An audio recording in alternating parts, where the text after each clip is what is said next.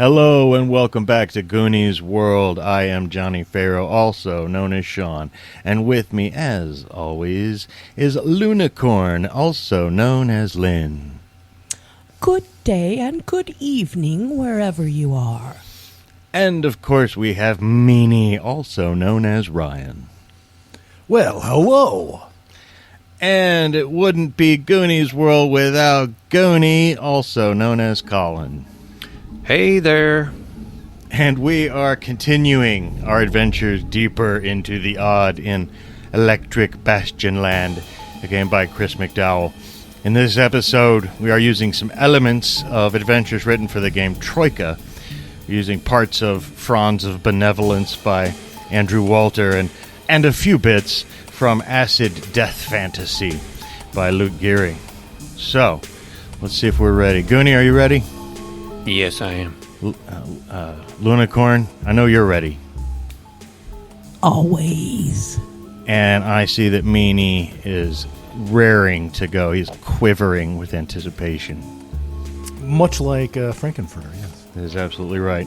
I just saw a weird picture today that just stuck in my mind. It's a picture of Meatloaf and Tim Curry trying to fix a broken down car in the desert. Just some candid photo of them looking at the engine.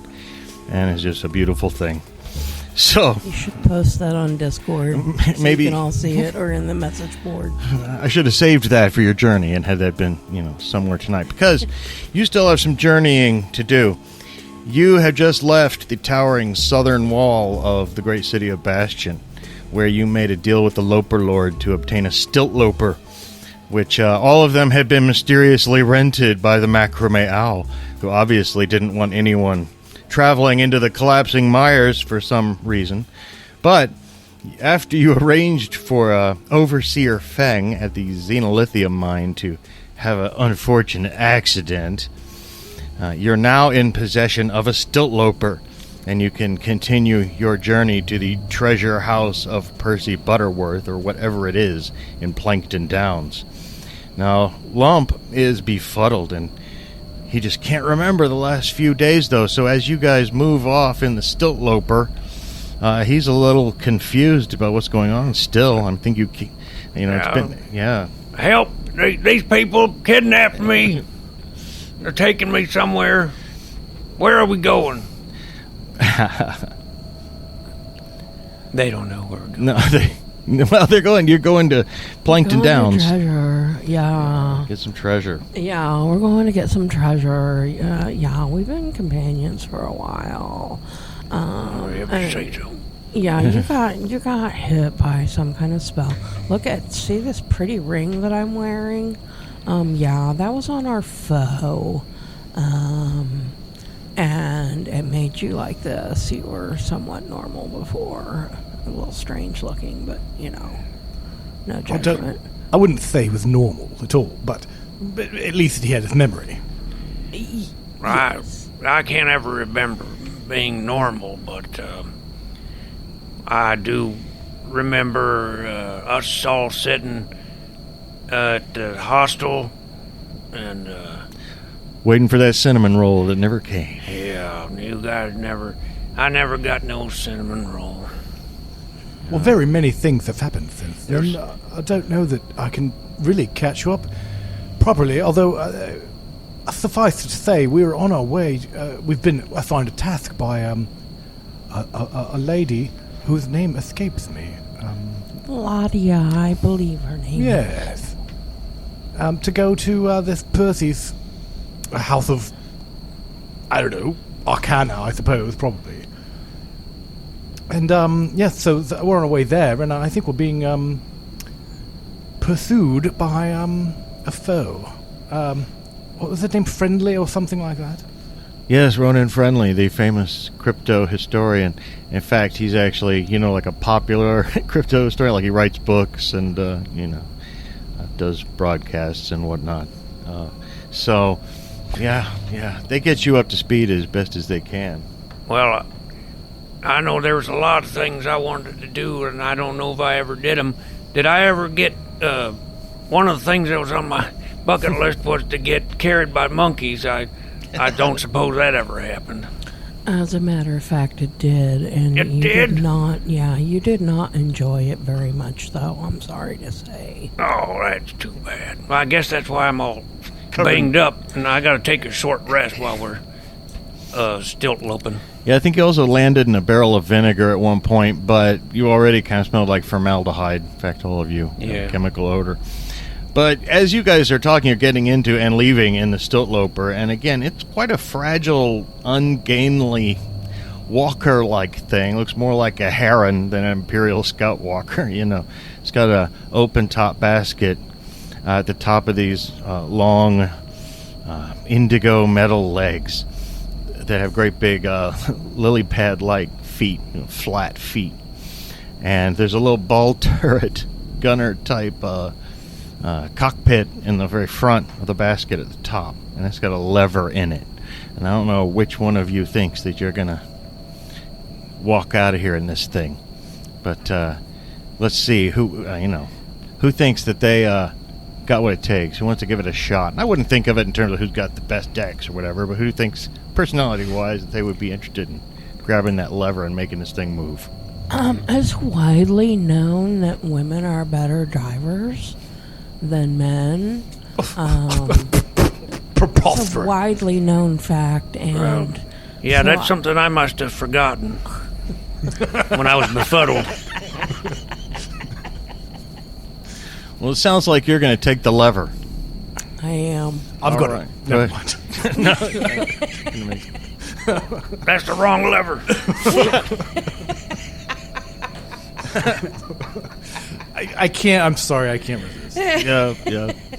I think I might know where you're going with that, but anyway, you grab the lever, and you've got to jerk the shaft in one direction or another to make this thing go.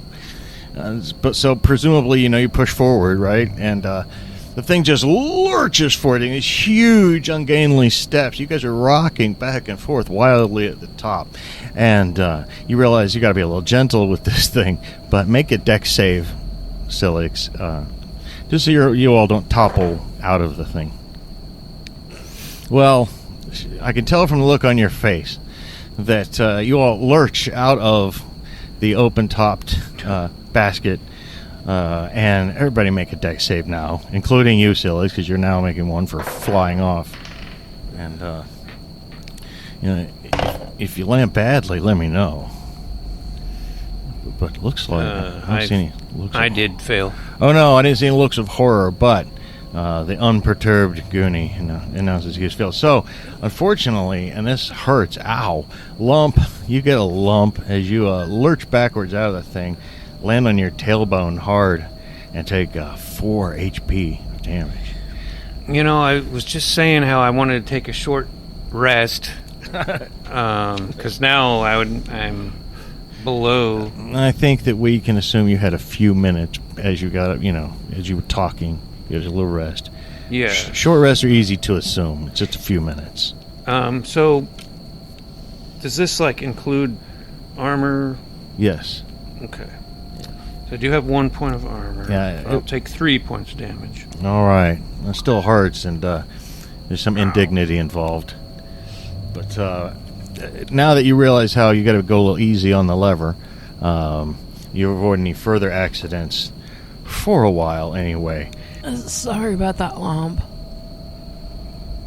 Yeah, you better be sorry. You get control of your vehicle. I try my best. Yeah. And you continue to try your best as you go out into the collapsing mires.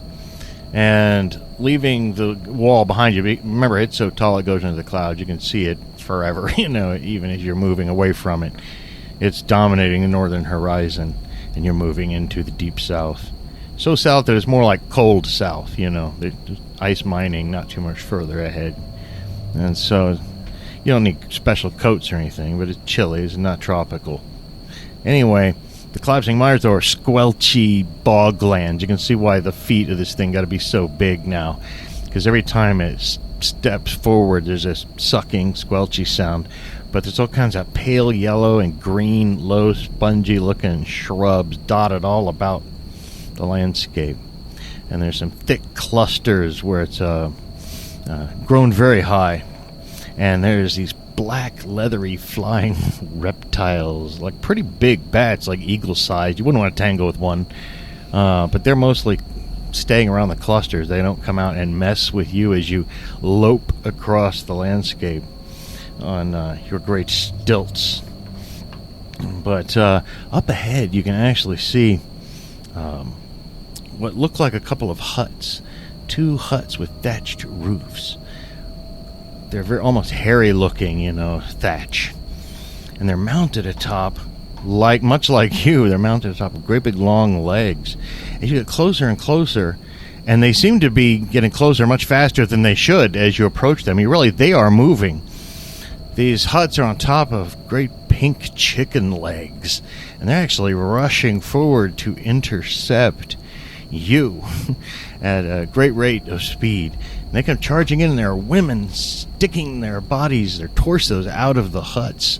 But they're like stuck to the edges. They look like they're coming out of a womb, more than coming out of a hut. And they're horrible. One has gray skin and one has green skin. They're like shriveled and elderly, with great hanging, pendulous, empty teats. And they're screaming and yelling, have black, sharp teeth. And they get closer and closer. They're the most horrible things you've ever seen. They're shrieking, and one of them keeps shrieking, "Yababya! Yababya! Yababya!" And the green one is shrieking, "Yagagak! Yagagak! Yagagak!" And so we can just think of these as the Yababya Yagagaks. And they're coming in, and they're out for blood. You can tell. Now, you guys normally get to go first, unless there's some reason why you shouldn't. So, you've seen them coming. There's plenty of time. They're still at ranged weapon range at this point as they're rushing in towards you. You've seen enough to get these details. They have their hands full of crap. You don't know what it is. Like, when they get close enough, you feel like they're going to throw something at you as they fly by you. So, let's just start with Clancy. Let's just go with you, Clancy. What do you want to do when you see this horrible sight? Well, I don't know. Are they...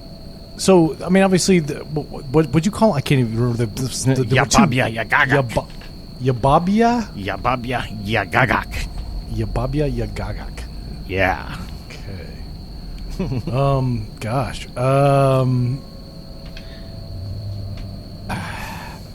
I mean, I guess I'll just shoot at them. I don't know what else. I mean, do they seem hostile? Oh yes, yeah. Yes, like I said, they're obviously out for blood, and drawing one's gun and firing would be, a smart move, I think. I'm concerned about recoil potentially upsetting the stilt loper, but oh well, that's a valid concern. But as you fire the gun, you realize that you don't need to worry about that. You feel that kick, it's just not quite enough of a kick. Well, one or the other of the things that whatever, takes 7 points. Well, since you said part of the Yabab, we're going to assume that's Yababya, Yababya. The one that's yelling Yababya. And for how many points did you say? 7. That is very good.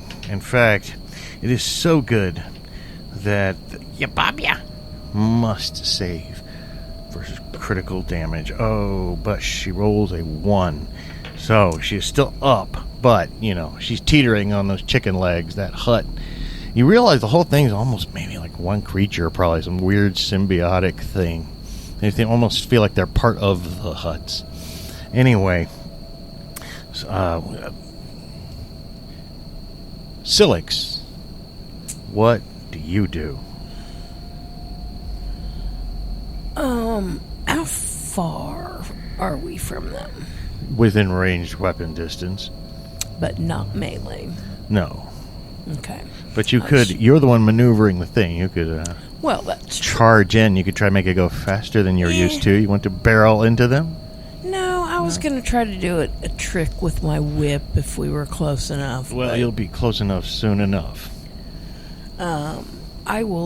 This round, I will go ahead and shoot.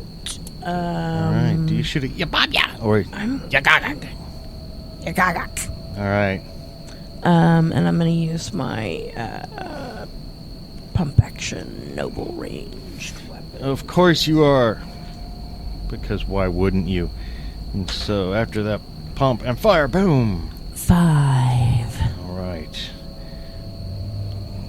You do perceptible damage, but not a huge amount. Not enough that it puts it over. Of course, they also don't have equal number of hit points. You pop ya and you got, as you might find soon enough. And finally, Lump. You've taken a few lumps recently, so you've gone last. But what do you do?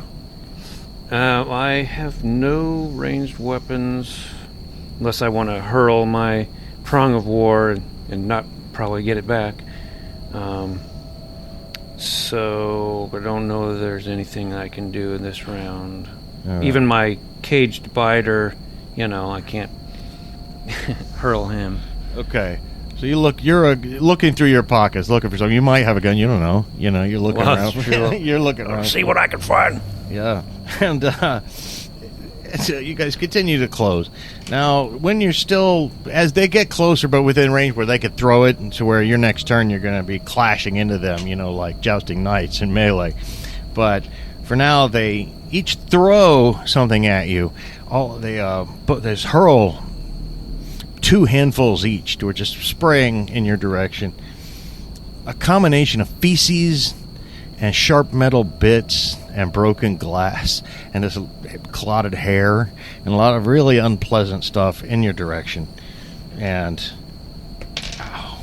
Jesus Christ, Lump, you keep just getting so messed up in this game. Yeah. But you've taken 6 points of damage from the feces and damn, Silix takes 5.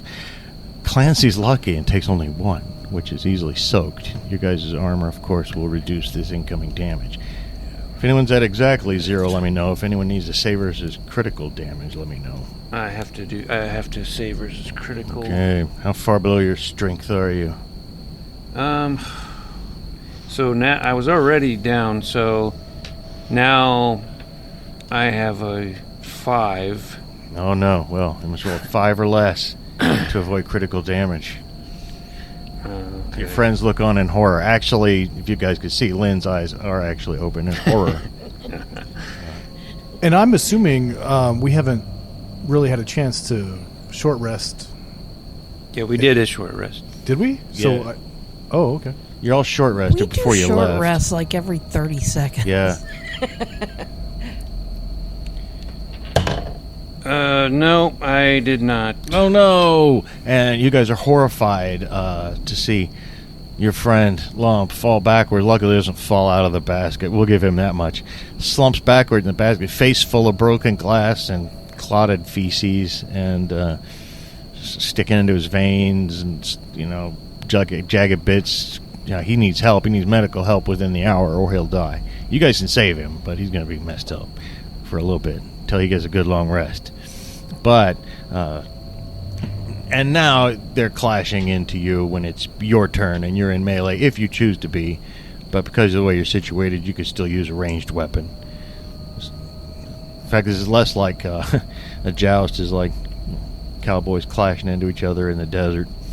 So, it's your turn again, and I'm going to start with Clancy once again, just to be consistent for the hell of it. Well, once again, Clancy is going to shoot at the fucking thing. That thing, yeah. The one you have already wounded. And but unfortunately, just rolled a 4 points that time. Well, 4 points is everything's good when you've got him down. Now, Bobby needs to roll a 4 or less, and she rolls a 16 to avoid critical damage.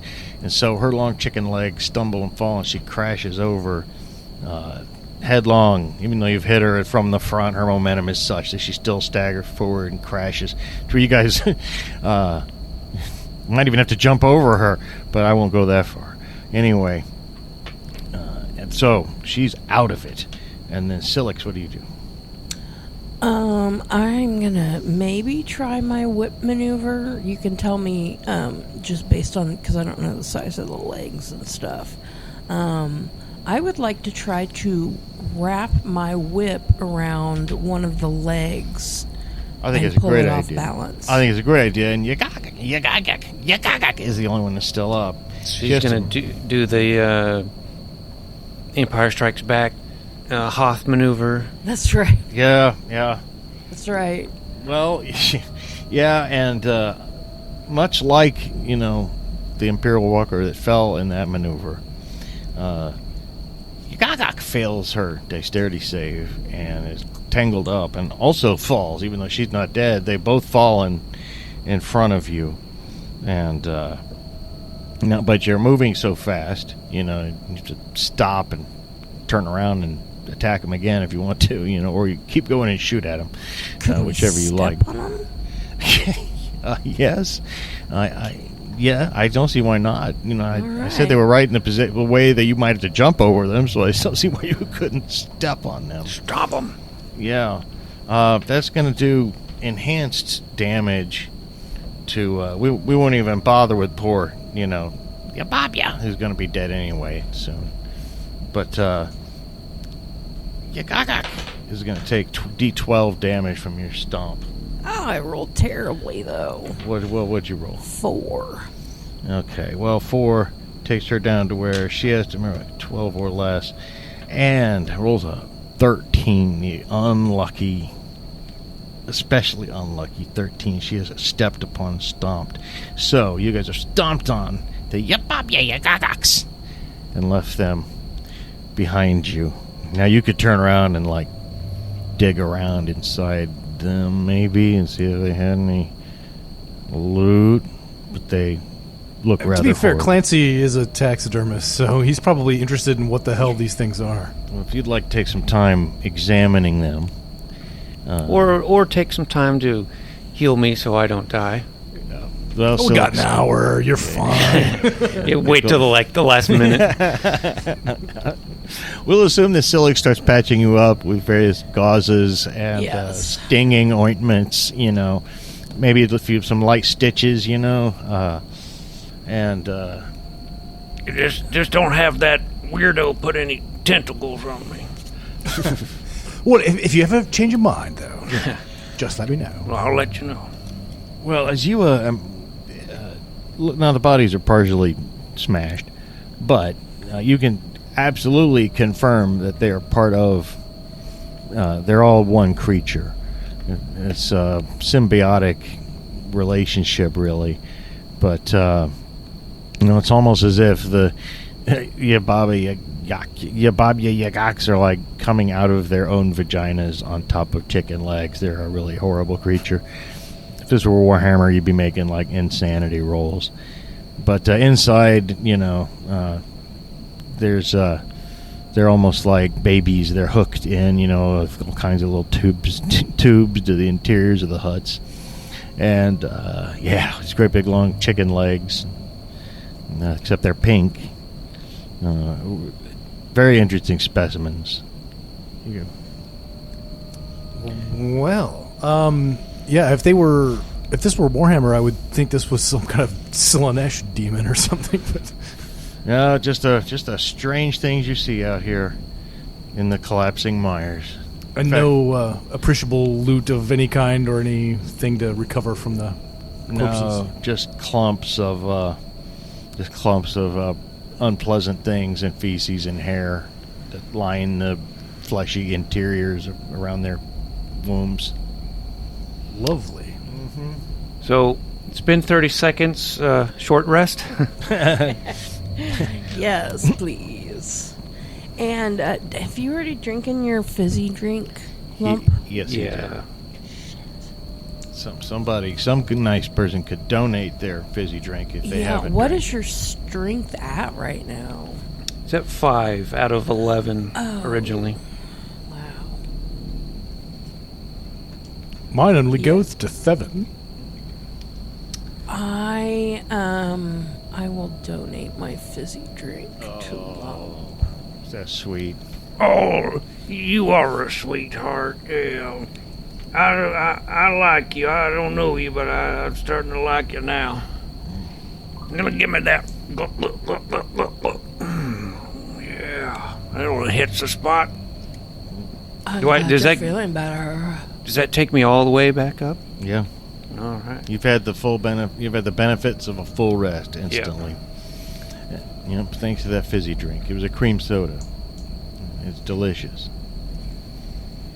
Yep. Now I want a cream soda. Thanks. Well, anyway, it's been a few minutes. All of you got, hit by that weird, feces, broken glass, bits of metal mix. Only one of you real bad, but it's been a bit, and I know you've washed off. But as you rest and continue and get ready to move on, everybody make strength saves. Everybody feels a little funky for a second. There's a tingling in your cheeks and a weird feeling behind your eyes. I did replenish my strength. That's right, just in the nick of time. It takes a while to set in. Well, I made it this time. That's good. Does everybody make it? No. Clancy, you feel a little fatigued all of a sudden. In fact, it just comes on like somebody just throwing a blanket over you, right? Like a warm, wet blanket, and you feel very fatigued, and you begin to feel a little purplish.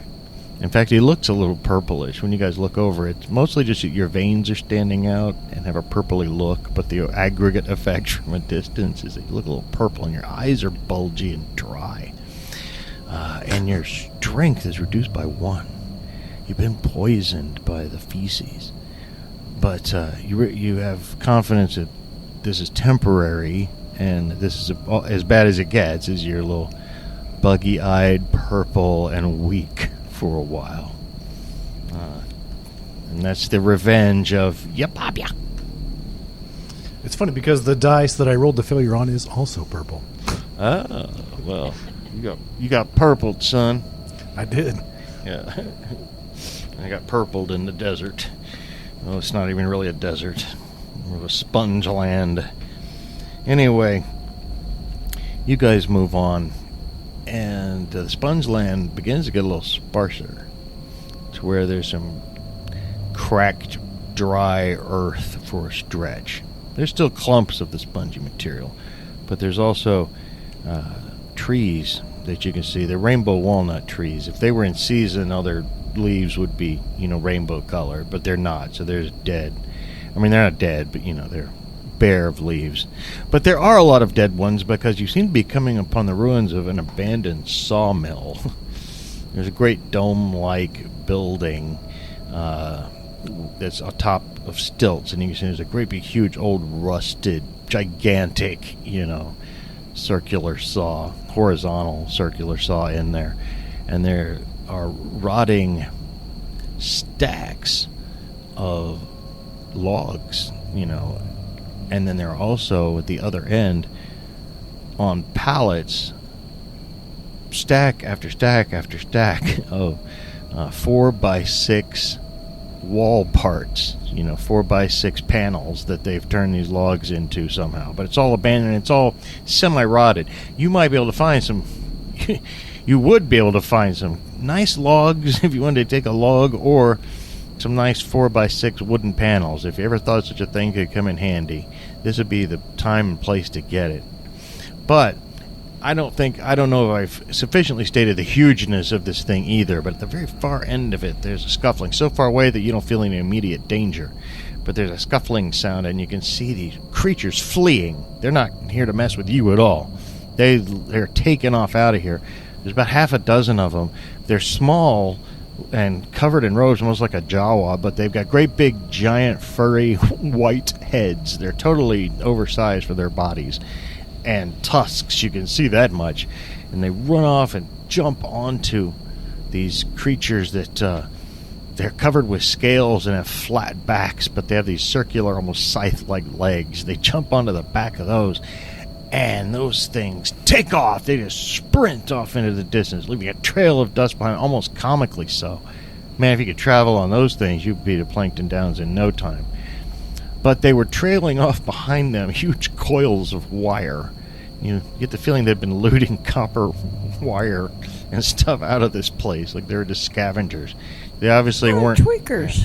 Yeah. Oh, that's right. They're little tweakers. That's right. But now people call them white raiders because they're little white furry heads. But anyway, you don't have to mess with them, but they're certainly a sight to see out in this weird world. Again, if you think you want to stock up on wood paneling or a log in case you need a battering ram or a shed. In the near future, this would be the time and place to get it. I can't imagine what use that would have. When you say these things, it makes me think they will have a use. We gotta stock up on logs.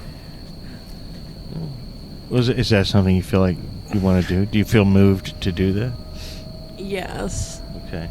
Well, you really only have like room for like one big log or like, 3 or 4 of the wood paneling bits, which you could lay across the bottom of the wagon, I guess, up here on top of the legs. But can't carry a lot. But if you want to, what do you want to go? You want to go with a nice log, or would you like some paneling sections? I almost would like one log and one paneling section. I think we can do that. Yeah? Yeah, we'll see what happens next time you need to, make a roll. So, a little overbalanced, but that might not matter. So, yeah, that takes a while, but you do that, and, the white raiders, the white tweakers, never come back to molest you further. Is there any other kind? Probably. I think tweakers come in all colors, shapes, and sizes. Yeah. Well, they come in all sizes at first, and eventually they're all, skinny. Emaciated. But so yeah, you've run into your Baba Yagagaks and tweakers. And now, burdened with a log and a piece of paneling that could maybe come in handy someday. You move on out of the region of cracked earth, and beyond that there are some pillars of weird blue marble. They're rising out of the earth, but they're not, straight up and down like someone put them here. They're coming up at weird angles, like they're coming out of the earth. They weren't set into the earth. Maybe they were set into the earth and they started semi-sinking, or maybe they erupted out of it. It's very difficult to tell, but they're huge. They're cyclopean, they're monolithic, mountain-sized in some cases. And it's a strange place. The ground also here, though, is extremely spongy again and sloppy, and you sink into it a little bit as if it's been undermined by moles and whatnot, and you feel like it's some unstable landscape. Anyway, it's also kind of dim, and by the way, behind you now, you can't see the wall anymore. It's just lost in the haze of the northern horizon. But as you're contemplating these things, suddenly a sinkhole just opens right in front of you, right beneath you, in fact, and a stilt loper falls in. There's no stopping a stilt loper from falling in. It's too big and too heavy for where it's standing right now, but everybody make a dex save or get thrown off as it's falling. And you're falling with it, just a matter of how you land. God damn it. He's not happy. Lump, you'll be happy to know you only take 2 HP of damage. Does anyone else? 1 with my armor. All right, good. It's not so bad. No, it's not so bad. Anyone else suffer when you land? No, the purple dice did not fail me this time. Well, that's good. And so you're rattled around, and banged up. But this thing falls a good 15 or 20 feet, and the only reason it wasn't worse is because it semi-slid.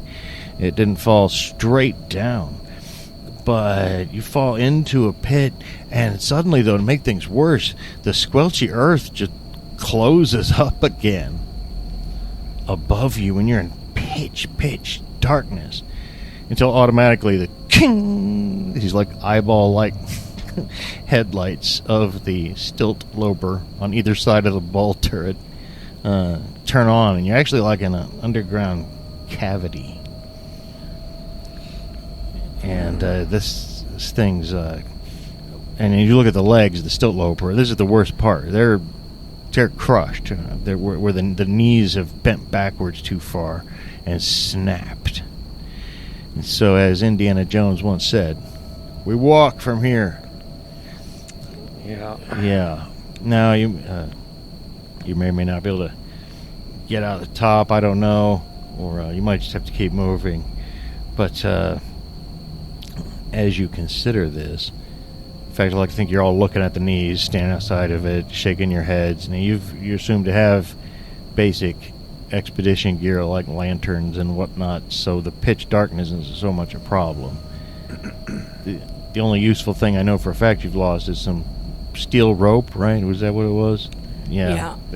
But anyway, there's a weird moaning and slurping sound, though, echoing off in the distance from a couple different directions.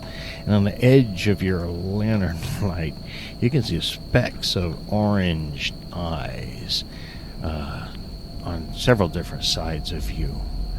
The eyes are embedded in this weird, I'll call it humanoid flesh, which kind of coagulates and moves around. It's hard to tell where one body starts and the other body ends.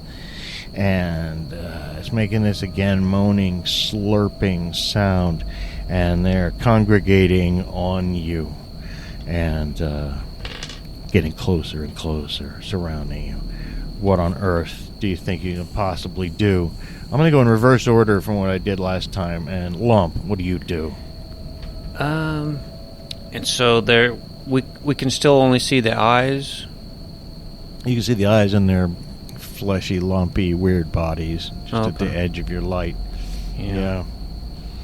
I'm going to let loose my caged biter. Good idea.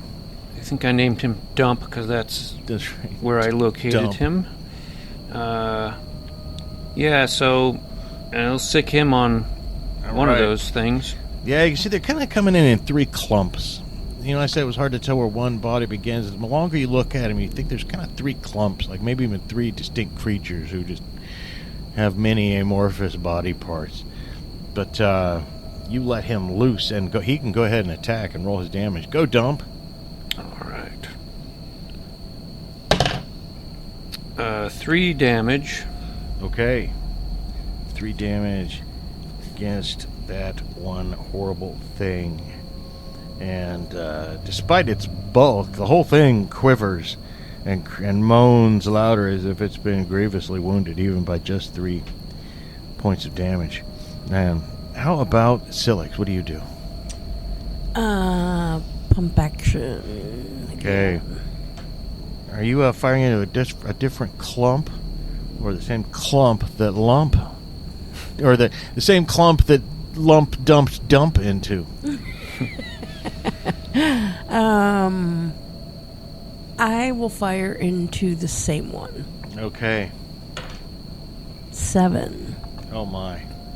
Well, the thing shudders and quivers and collapses and coagulates into just kind of a fleshy, sticky puddle on the floor with little eyeballs popping out of it every now and then. It's horrible. But that one seems to be out of your way, at least. And Clanthe, finally. So there are how many sections? Well, there's 2 more sections that aren't collapsed into goo. Okay. Yeah. Each of them appearing to be like a dozen things, but really just one big creature. Well, they collapse the one, so I will shoot at a different one. Yes. That is not yet collapsed and inflict 5 points. Oh my. And already it too collapses into goo as it fails a strength save, as you do with just that 5 points. Some critical damage. These things seem quite fragile. And there's still one of them left, however, and it comes bowling into you. Everyone is there's so many parts of it, right, that you get multiple little attacks from. You're getting wet slaps and sucking bites and uncomfortable pelvic thrusts, all of which combine to do 1 point of damage to Silix, 3 points of damage to Clancy, and god damn it, 6 points of damage to Lump. Well, so with my armor, that takes me to 0 exactly. 0 exactly. Oh my god. But before you get into that, how Yeah. many for Clancy was it? Clancy did 3. Yeah, it took 3. Okay, gotcha. Yeah, Gotcha, luckily. thank you. And of course, your armor. All right, so now you're going to get a scar, but we're going to talk about that. Once we settle our differences with these things. Now you've still got this one you've got to deal with, and if all 3 of you are going to attack it, then everybody go ahead and roll damage, and we pick the highest one. You got a good shot of putting it down. You can tell these things are glass cannons. Oh, somebody's holding up an 8. Okay. Well, that's going to probably be the highest. I also think. got an 8. Oh, well, my. Well, I wasn't even going to roll since I couldn't beat an 8, but I'll just... I also fucking... Oh, I rolled a 3. I thought it was an 8 that's for a too second. bad. Oh, we could have had a triple 8. Triple 8. Oh, if that ever happens, though, that should trigger something like spectacular. The triple 8. True. But, yeah, it almost has no chance of not collapsing into goo as its brethren did. So now that those horrible things are out of the way, you can start walking around through these tunnels and see if you can find your way out. Gee, let's make a luck roll, which I love this rule. Somebody roll a d6. Lower results will not favor you, and higher results will favor you. Basically, it's just luck at this point. I could ask, do you turn left or right and up and down for all day long, but really, we just want to know, do you get lost? I see Ryan looks... I have one held up. I'm waiting to roll it, see if anybody else wants to do it instead. I think you should do it, since you've been Roll holding a dice up for so long. And it's golden, in case you couldn't tell. So Let's see if your luck will be good. Well, I rolled a 6, which is, I think, the best That's thing I the could've best rolled. possible thing, and you don't get lost at all. In fact, you actually think you may have found a shortcut down here, because you come up, you see some light up ahead, and you come up into what must be the acid wastes that you've heard about, because you're coming out of a side of what looks like a mesa or a butte of some kind, and there is just nothing but a rainbow-colored desert stretching off before you. The sand is literally rainbow colored, but it's all mixed together. So for the most part, it looks still kind of brownish purplish, but every now and then you get these cool bands of color where they clump together that the wind will sculpt interesting shapes, and it's quite a sight. They're all also infused with various amino acids, proteins. That's what acid refers to. So they're creatures that actually eat the sand and suck all those out of it. Anyway, there are also a bunch of cactuses that look rather aggressive. They have really long arms. They're vaguely waving around, but there's no wind. And they're not green either. They're kind of a maroon color. And that's the place. That's the landscape you must now traverse if you keep going due south. Well, sounds like a good time to take short rest. I think that's a perfect time to take a short And rest. Swig of water. I have to remind you, I guess, that I have a scar. That's I right. don't- Thank you. Oh, my bad for interrupting. No, that's okay. And I wanted to continue with the fight and then do the scar afterwards. So yeah, it took 6 points of damage is what drove you to have the scar. So looking at this scars table for 6, we see that you have a punctured organ. Oh. It's a vital organ. I'll let you pick which one. It should be something like liver or pancreas, or I don't know.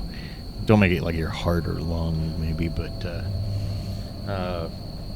Well, since I have had pancreatitis once in my life, I know that I know how it sucks. So yeah. I could have a scar on my. I have punctured pancreas. Yeah, you have a punctured pancreas. And you're going to have to see a specialist. I mean, back in civilization. Or a full-on native healer, I guess, could count. But you've got to see somebody serious. Your friends can't help you.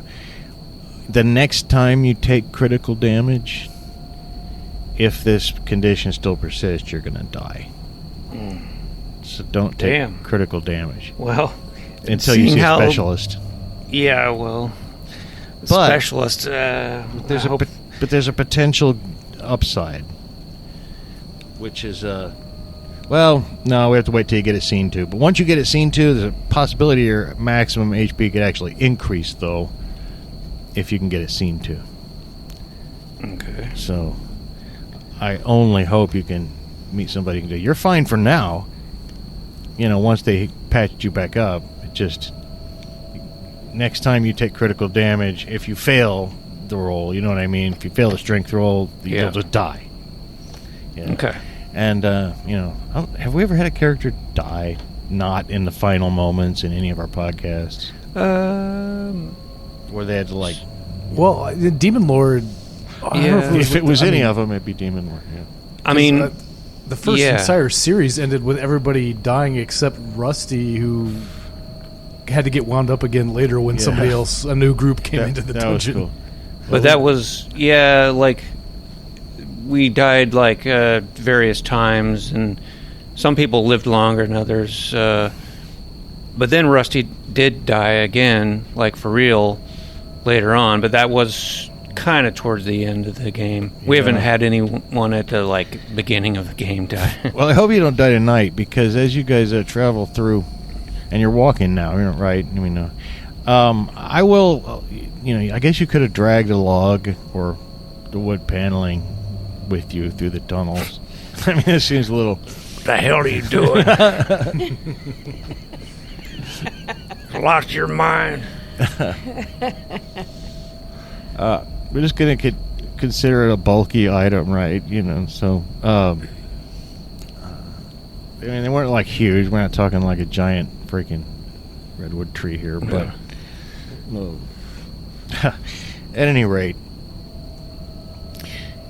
I hope you don't die, because as you walk out into the rainbow-colored sand, suddenly the big dorsal fin just comes up out of the sand and zooms over to you guys and leaps out at a random one of you, which is going to be 1 or 2 Lunicorn, 3 or 4 Meanie, and 5 or 6 Colin. I got a 1.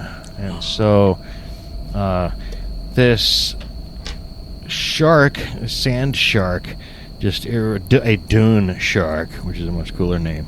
The dune shark leaps up and takes a big bite. Luckily, though, doesn't fully connect, only does 3 points of damage out of a possible 8. So that's lucky for you. But it circles back around, and now you guys have a chance to do something. And we will give you first honors there, since you just got bit by the dune shark. Now you can only see its dorsal fin again now, but you can tell where it is, and you can still do damage to it. Okay. So what do you do? Pump action again, I guess. Yes, use your best weapon, and boom! There's a spray of sand as it takes some damage. 2 points of damage. You know what? Every little bit helps. We're going to go ahead and let everybody attack at once, although I forgot that really if you're all attacking it, you should all roll at the same time. But I'm going to give everyone a free attack on it since she got one. Clancy, go ahead and take an attack against this thing. Well, I can't say no to a free attack, but I just rolled the 2, sadly. Yes. Meaning the conductor thinks you might need extra help with this particular thing. So, and lump. You can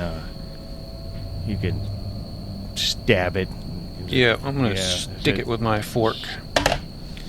And I got a 4 again. Okay. So far we've done 8, and that's good. It's going to leap out at another random one of you, and this time it's going to be Clancy. And,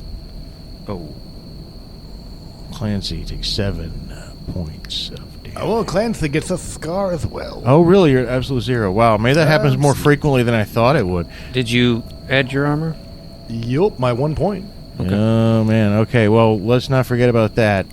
First, we'll deal with this dune shark, who you've done 8 points of damage to already. And you know in this system, you know, that means you got to be getting close. You know, nothing's huge. You're not going to find any 30 or 40 hit point monsters in this game. Did anyone not attack yet? No, everybody did. And it attacked you again, so it's your guys' turn. And this time, we're going to start with Silix. 7. Okay. the land shark must roll an 8 or less to stay, and it fighting, and it does not. It takes critical damage by rolling an 18 instead of an 8. And it flounders and flops, and now it lays there half exposed in the sand. And it itself is like stained rainbow colors because of his life in the sand. If anyone wants some rainbow-colored shark skin and would like to take a few hours to skin a rainbow-colored shark, or have a dorsal fin helmet, or any other weird thing, now would be a time. I mean, Clancy would be all about getting that rainbow-colored skin, making some rainbow-colored tentacles eventually, but at the moment, he's got to deal with this scar issue. Yes, he does, and thank you for the reminder. So, it was 7 points of damage that caused the scar, even though you soaked some of it. You're maimed, I'm afraid. A part of you is torn off. Roll 1d6. Oh, dear. I'll just tell you, just for fun, as we play with the charts and tables, as an old school, Warhammer fan, I love a good, wounding or maiming table. Yeah, 1 is your nose, 2 is your ear, 3 is a finger, 4 is a thumb, 5 is an eye, and 6 is a chunk of scalp. Well, we'll see just how much you love them in the next series that may be coming up. I know, right? But with that said, a little spoiler alert, I rolled a 3. Okay, well, that is not as bad as it could have been, even though you are a taxidermist. You've lost a finger. I'll let you randomly determine which finger. This one. That's okay. That's what I thought. Fuck you. You can only flip people off with one hand from now on. But you should be able to still do some decent work. You can sew that back on. Yeah. I might be able to. Yeah, you might be able to. You want to hold on to the finger? All right. So, yeah, you've lost a finger. And you guys probably want to take a short rest. Yeah. Before you move on. Actually, for once, I didn't take any damage, but... I thank God, because it would have killed you. Well, you didn't take any damage at all, but... Well, I didn't take any. But some other people did, so we should take a short rest. You should. Well, as you're taking a short rest, off in the distance, once this dune shark is gone, off in this distance you can see some creatures moving, and not aggressively. They're moving in between the cacti. They don't get too close to the cacti, because the cacti, you notice when they do get a little bit close, they try to whip out and slap them with their arms. Yeah, they're called murder cacti, actually. These creatures have taught you not to get too close to them. But they're feeding in the sands in between and around the cacti. They're the same creatures, those fast creatures, that those little white tweakers rode off on earlier. They look like just... All I can describe it as they're very scaly, but they have flat, low backs, but like round, scythe-like legs. And you've seen them just running. They have like almost anteater type heads, but they're just plunging into the sand, sucking up the sand, and almost as quickly shitting it out the back again after dissolving all the amino acids in it. And boy, if you could ride those, that might save a long trip through the freaking acid waste. You were supposed to be moving on a fast stilt loper after all. I was slowed down. You wouldn't want Ronan Friendly to beat you here, because you think he's taking the so-called golden barge that you heard of that was supposed to arrive, but it wouldn't have arrived even yet, at the wall. But I don't know if you think you have it in you to try to pacify and ride such creatures. Well, we got to make up for lost time, and we got to try. Yes, I agree. Okay. I think it would be prudent. Well, I certainly have the requisite skills in animal handling once they're dead, but not when they're still in this state, I'm afraid. Well, since the white tweakers ride them, I'm always going to call them that, the white raiders.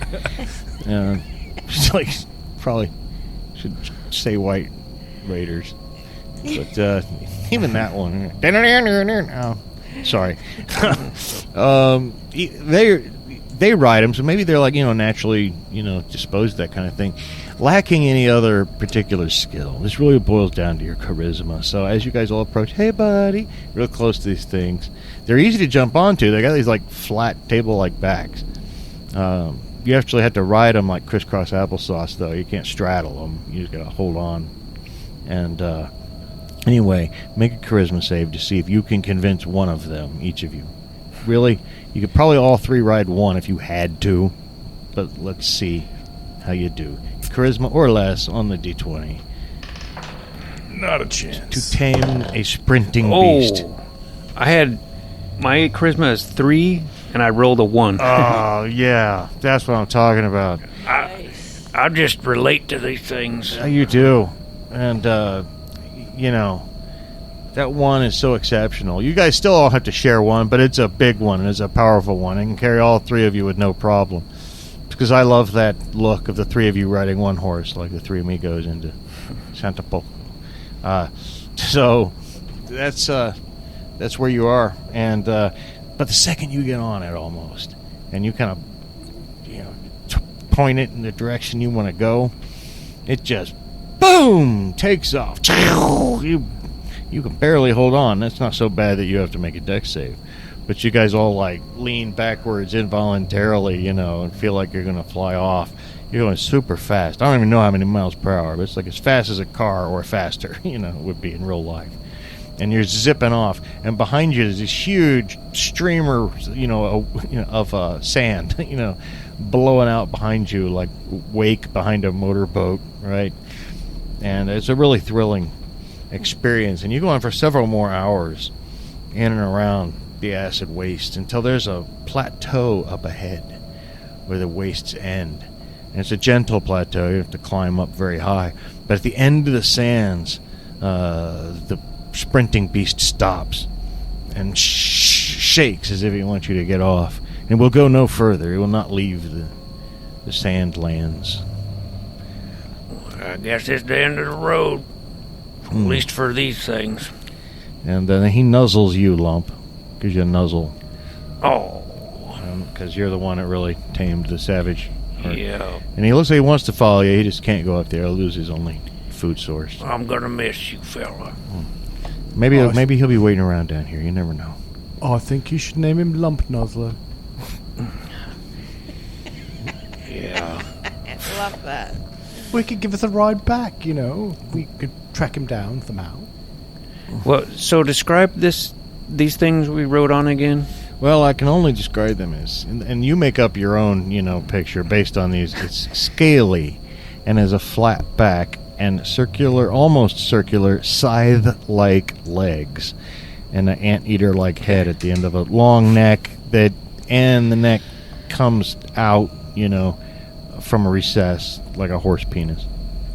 Okay, so Yeah. there's been a lot of very bizarre things being described in this episode, and I was watching Lynn earlier when you were describing something, and she was like cocking her head like a dog, like trying to understand what the human was saying. Well, and this thing too is hard to understand, but maybe you can get to know it more later. In the meantime, you'll have to climb up, this low rise onto some plateau land. And when you get to the top of it, it almost seems swampy, which is, normally you'd think the water would run down off plateaus and congregate in the lowlands, but it's almost a bit of a depression up here. Like once you get over a lip on the top, it kind of sinks back in, maybe 6 to 8 feet all the way across. It's a pretty vast plateau. And you realize you've reached Plankton Downs because there's a sign here that says Plankton Downs Farms. And the only reason you didn't see it from before was because of that lip, that kind of hides the sunken top of it. And there's a sparse forest of blue oak trees here. But they're all interspersed with stagnant, standing pools of water with these shiny blue oil slicks on the top. And there's several dozen bulbous houses sitting atop high columns. It almost looks like, a water tower from our world, only, there's like a house up there instead of water. And there's ladders to get up and maybe other ways. And then there's a great big, another bulbous structure that seems to be a central processing center or something, I don't know. And there are farmers with triangular hats, not like tricorn hats like George Washington, but like vertical triangles, on either side of their heads, like their faces come out of the inside of the triangle. And there's dozens of these people, and they've got these very, very fine nets, more like, window screen type nets, and they're dragging them through the water, and they're pulling up clumps of stuff that must be plankton, or that they can filter plankton out of. And two of them approach you, however. It's a man and his wife. She has a much, much taller, pointy hat than he does. But he says, greetings. Don't see travelers arriving on foot very often, usually by barge or by the caravan that the ice miners take with the stilt lopers. I'm Tedric, and this is my wife, Explainia. Shut up, I'll do all the explaining, she says. So, well, I suppose you ran into a bit of trouble, says Explainia. Yeah, we had a broken down stilt loper and had to go through the underground area to get here. Oh, my. Yeah, and all kinds of crazy stuff. Yes, I see you're all scarred up, at least two of you. Yeah, Very dreadful. Got a punctured pancreas. Is there anybody in town that could help me, a kind of specialist? Well, as a matter of fact, I know someone who could give you a drink that might help. No. Well, Yes. Is it any good at reattaching fingers? Because I've seemed to have... I've saved it, and he'll, pull up his finger and, dangle it. But this kind of came off a little bit ago, and I'd like to put it back on if I could.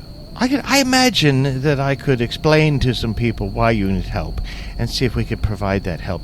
But I must ask, who are you? It is strange that you come climbing up out of... I know you've told me your story, but why were you traveling here in the first place? Certainly not to do ice mining further south, and certainly not to take up a life as plankton farmers. I can tell that just from looking at you. I can tell that too. Do be quiet, Tedric. Stop dominating the conversation. Sorry, he says. So tell me about you. What is your provenance and what are your goals? Why should we help you? Well, I'll let someone else be the explainia, because I don't remember nothing. Oh, of course, I forgot. You've been befuddled. Well, you kind of brought me up to speed a little bit, but I still have a hard time remembering it was crazy stuff, I can't remember. Well, long story short, we've been hired by a person back in Bastion to come here, and we're looking for Percy's sort of a house, I believe, or something like that. You're looking for the Percy Butterworth treasure, says Explaining. Shakes her head, purses her lips. Isn't that right? I think That that's what is they right. said, yeah. Yeah, that sounds right to me. Yeah. Yes. Treasure seekers, I see. Well, I hate to tell you, but it's not here, contrary to popular belief. You need to go to the empty city. It's just a bit further to the south, but within easy walking distance, beyond the forest. Now, I must tell you, though, Percy Butterworth did not just die. He was killed. He was killed by an alien. A glorious alien. You see, the empty city is actually an alien city. And it's been abandoned for years. But Percy, in his arrogance, thought he would build himself a tower there. But he was killed by a glorious alien. No one knows exactly what it looked like, other than witnesses said it was glorious. And it might still be there. Well, now, how do we know I can trust you? You might be working for our competitor at no good... Well, I think they said his name earlier. Friendly. I don't work for anyone, friendly or unfriendly. I'm just telling you, I'm just explaining the situation, as it were.